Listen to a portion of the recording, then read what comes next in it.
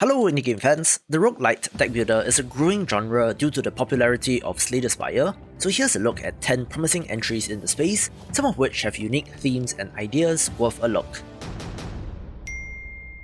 Let's begin with Indie's Lies, a combat-focused game that does look pretty standard in the gameplay department, but does have good art. There are 9 characters to choose from, which provides variety, as well as the ability to add lieutenants to the field for a party size of 3. While the energy system is as expected, there's a whole talent and perk system, as well as what looks like fun combos, including infinite damage, which is always the highlight for this genre as you try to break the game.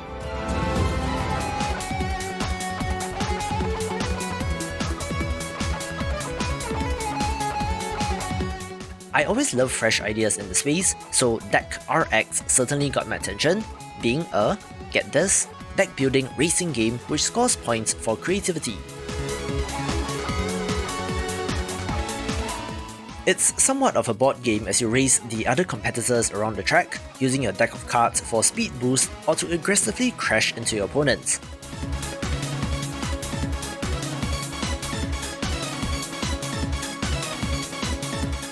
As such, while a little simple visually, the idea alone has got me interested since it's always nice to see something different.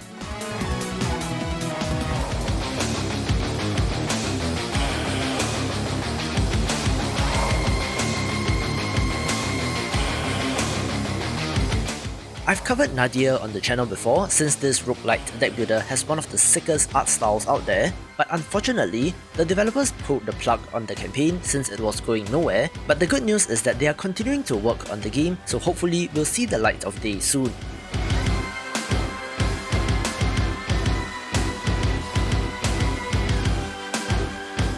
Gather a party of sinners, each embodying some aspect of the deadly sins, as they try to fight their way out of a multi-layered city.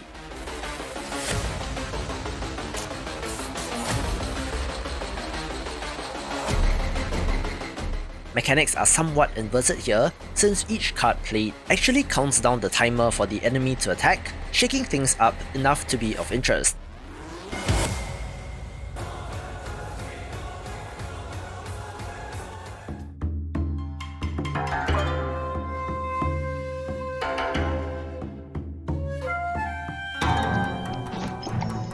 A game with a fantastic theme and look is Castle Morihisa, set in the Sengoku period in Japan, with a slight hint of fantasy with the monsters and enemies encountered.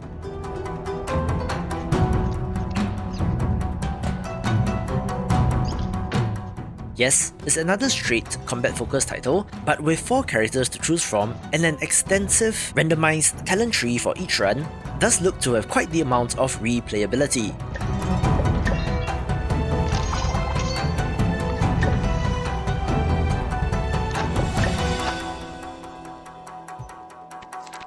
Extensive relic system as well, with overworld map exploration, checking all the boxes of one of these but gets on the board for the aesthetic.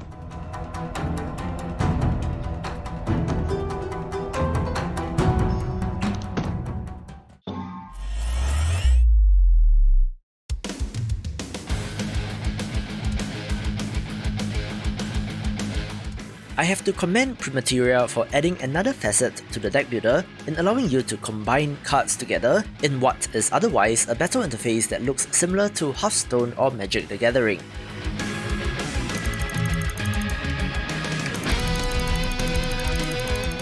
As such, it's not exactly a Slay the Spire style game, but a deck builder nonetheless, where this combination mechanic should open up some possibilities.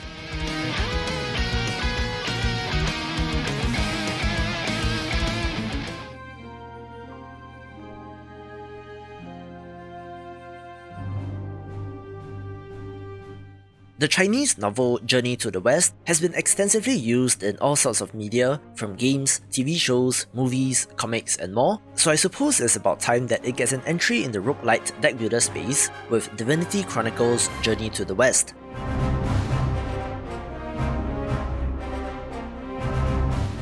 If you're not familiar, the story is about a pilgrimage of a monk that seeks out the legendary Buddhist secret scrolls in his journey to the west and back, but in the way are a variety of evil spirits and demons, which is where his 3 disciples come in. the most famous of which is Sun Wukong or the Monkey King.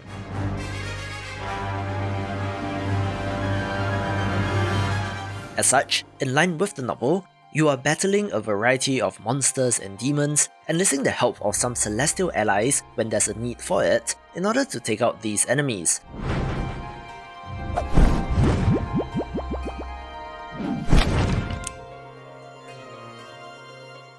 It's another combat-focused title, but with a great art style, adding a distinct Chinese mythology influence, which is always nice to see.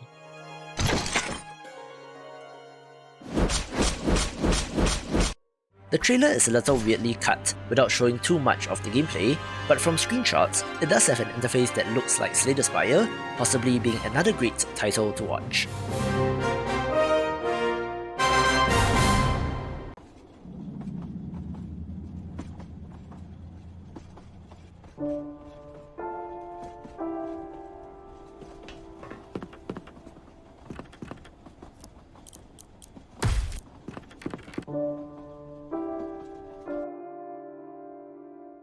For some reason, railroads and trains often feature in post-apocalyptic fiction, from Train to Busan to Snowpiercer, which is why Railroads and Catacombs is of interest to me.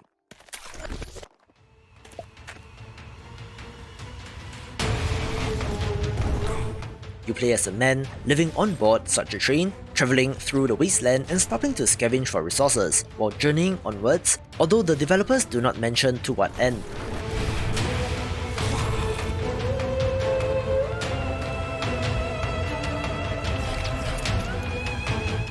Of course, the art style and combat animation certainly looks like Darkest Dungeon, only with a turn-based tactics twist where you're moving around on the grid, and of course includes the aforementioned deck building elements.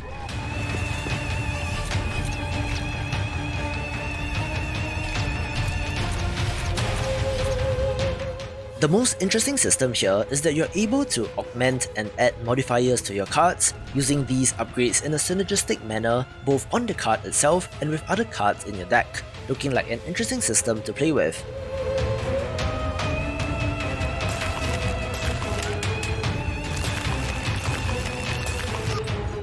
There are also base building elements for your train, as you choose which additional cabins you want to build, but to be honest, the Darkest Dungeon-like nature of this is what sold it for me, so do give it a wishlist.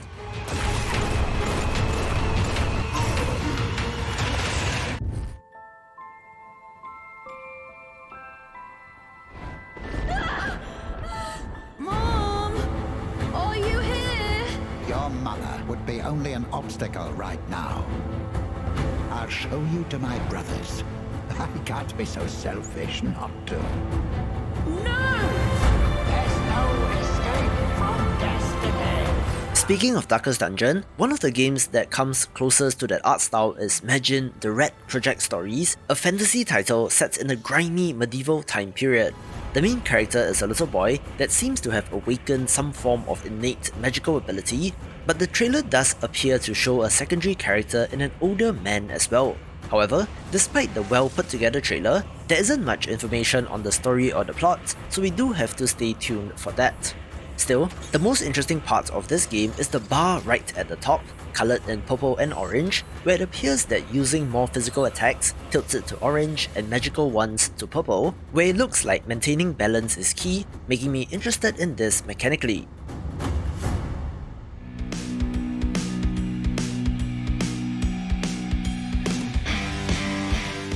I was astonished when I came across Power Chord, a deck building game that's a literal battle of the bands, as your team fights a bunch of demons using the power of rock in order to reclaim the bars in the city.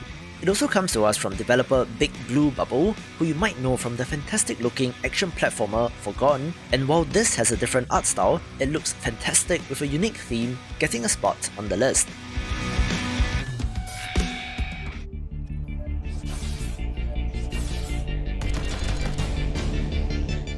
One of the developers that has been very active in promoting their games and getting demo builds ready for festivals is Rock and Bushes, with their title Jupiter Moon's Mecha. where every time I take a look at this, I'm only more and more impressed. Evidently, I'm sure that the developers love the Mech Warrior series, with the in-cockpit perspective and taking damage on the various parts of the mech, down to the extensive customization and upgrade options for every part.